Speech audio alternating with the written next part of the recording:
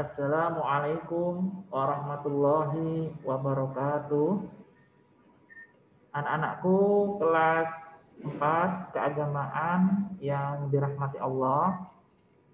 Mengawali pembelajaran pada kesempatan hari ini, kita mulai dengan membaca basmalah terlebih dahulu. Bismillahirrahmanirrahim. Kita akan lanjutkan pembelajaran Al-Quran dan hadis masih dalam tema yang sama dengan sub pokok yang berbeda. Tema kita masih berada dalam Arkanul Islam. Apa itu Arkanul Islam? Ialah rukun Islam. Setelah kemarin kita kita membahas tentang syahadat, bagaimana syahadat kepada Allah dan juga Rasulullah, maka kita akan lanjutkan pembahasan terkait dengan sholat.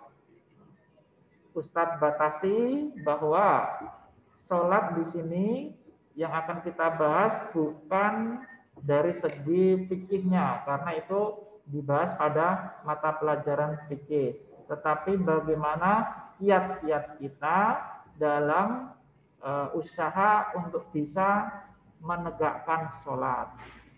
Ya, oke, kita kembali kepada hadisnya terlebih dahulu. Ya. Ani Ibni Umar radhiyallahu an qala Rasulullah sallallahu alaihi wasallam, ya. Bunyal Islam ala khamsin, syahadati an la ilaha illallah wa anna Muhammadur Rasulullah wa iqamis sholati wa ita'iz zakati wal haji wa shaumi ramadhana. Ya, itu adalah hadis yang kemarin kita sampaikan. Sengaja Ustadz kembali sampaikan ya, karena masih ada hubungannya ya. Kemudian di dalam Al-Baqarah ayat 43 disebutkan bahwa wa aqimus sholata wa atuz zakata warka'u ma'ar raki'in. Ya. Dan sholatlah engkau, ya. Kemudian zakatlah, kemudian rukuklah beserta orang-orang yang rukuk. Kita lihat baik di dalam hadis ataupun juga Al-Quran, kata-kata perintah sholat di situ dituliskan dengan iqamis sholat atau aqimus sholat, yang berasal dari kata koma, artinya adalah mendirikan. Kenapa diartikan mendirikan bukan melaksanakan? Ya, apa relevansinya? Nah, kita akan lihat. Baik. Nah, mendirikan sholat itu apakah cukup dengan memenuhi rukun-rukunnya, menghadap ke kiblat, takbir dan lain sebagainya? Apakah cukup seperti itu? Ya, secara fikih itu memang sah kalau sepanjang syarat-syaratnya terpenuhi, sepanjang rukun-rukunnya dilaksanakan, maka itu adalah benar. Tapi perhatikan beberapa hadis ini ya. Berapa banyak orang yang sholat, namun keuntungan yang diperoleh hanyalah payah dan letih. Wah, ya. Ini secara fikih mungkin sudah benar sholatnya, tapi di sini disindir, yang didapatkan adalah payah dan letih. Nah, gimana sholat yang payah dan letih serta sholat yang benar tadi? Bagaimana nanti kita akan bahas. Ya. Kemudian ini ada hadis riwayat dari Ahmad, Imam Ahmad ya. Akan datang pada manusia, yaitu umat Muhammad, suatu zaman banyak orang yang merasakan dirinya sholat padahal mereka sebenarnya tidak sholat. Ya. Padahal sholatnya sudah dilaksanakan 5 waktu. Tetapi ternyata kok bisa dikatakan tidak sholat. Itu alasannya karena apa? Alasannya tadi tidak mendirikan sholat. Lantas apa sebenarnya pengertian dari mendirikan sholat yang sebenarnya? Nah, di sini. Koma, ya, itu beberapa ahli tafsir mendefinisikan sebagai menyelesaikan segala sesuatu dengan sempurna, perfecto. Ya, orang Itali berkatanya adalah perfecto. Sempurnanya itu ya sangat kecil sekali cacatnya. Nah, yang dimaksud sempurna itu apa? Tadi beberapa hadis ada ya. Barang siapa mengerjakan sholat di waktu-waktunya. Kalau di dalam hadis lain disebutkan adalah sholat tepat waktu. Amalan apa yang paling baik? Itu adalah sholat tepat waktu, kemudian menghormati kedua atau taat kepada orang tua, kemudian jihad di jalan Allah. Ya. Ini sholat di waktu-waktunya. Kemudian menyempurnakan wudhunya. Nah, kita cek apakah wudhu kita hanya sekedar icik-icik aja. Ya. Apa itu bedanya antara membasuh dengan mengusap? Apakah kita cukup icik-icik aja atau ada penekanan ketika berwudhu? Kalau wudhunya cepat-cepat, ya maka kekhusyuan wudhu itu akan susah didapatkan. Nah, ketika kekhusyuan wudhu itu susah didapatkan, maka berpotensi mengancam kekhusyuan sholat kita. Kemudian apa? Menyempurnakan berdirinya. Saat sholat, ya berdiri tegak, hadap ke depan bawah, ya. Tidak memejamkan mata, tidak tengok sana, tidak tengok sini. Kemudian khusyuk. Ya. Khusyuk artinya ya tidak memikirkan hal-hal yang lain lagi dan tidak ingat apa-apa yang di luar sholat. Ya. Khusyuk kita pahami bacaannya, kita pahami artinya. Ya. Maka coba gimana itu ya kalau kita lihat ada orang yang melaksanakan sholat utamanya di bulan Ramadan itu jumlah rakaatnya lebih dari 11 tetapi kok dilaksanakan hanya 3-5 menit, itu bagaimana itu ya? Sholatnya pakai sholat ekspres, ya, pakai paket JNT Express, ya, bus, ya Allah. Apakah benar itu bisa dikatakan untuk khusyuk? Nah, wallahu alam ya. Menurut Ustaz ya tidak. Karena kekhusyuan itu didapatkan dengan cara tenang. Kita pahami artinya, kita resapi dengan baik-baik. Ketika kita ucapkan Allahu Akbar, ya bukan hanya sekedar ucapan, artinya kan Allah Maha Besar. Nah, kalau kita menganggap Allah besar, tetapi masih ada rasa sombong di dalam diri kita, nah, ini belum bisa dikatakan memaknai sholat. Karena segala sesuatu itu mengandung konsekuensi. Ketika kita katakan Allah Maha Besar, ya itu kita merasa diri kita itu rendah, diri kita itu kecil. Ketika kita merasa diri kita kecil, maka pantaskah kita menyombongkan diri kita? Mau hafal Al-Quran, mau hafal hadis berapapun banyaknya, kalau kita masih memiliki rasa sombong, bisa jadi ada yang masih belum sempurna di dalam sholatnya.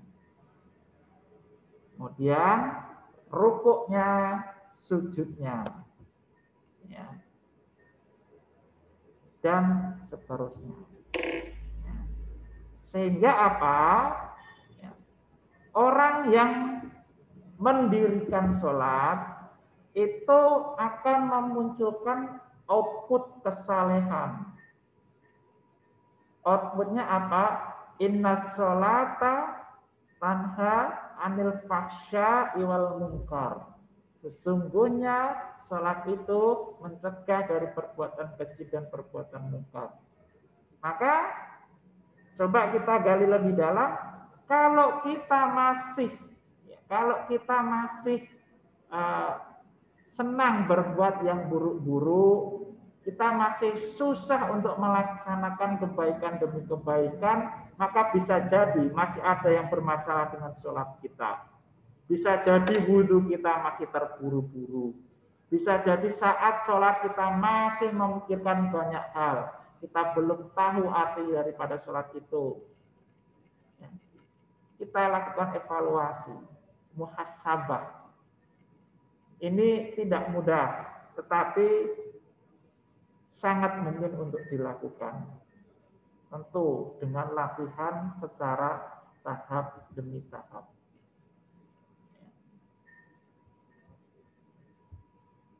Maka definisi mendirikan sholat di sini Ustadz simpulkan adalah mengerjakan sholat dengan penuh totalitas, dimulai dari syarat-syaratnya, rukun-rukunnya, dan kekhusyuannya.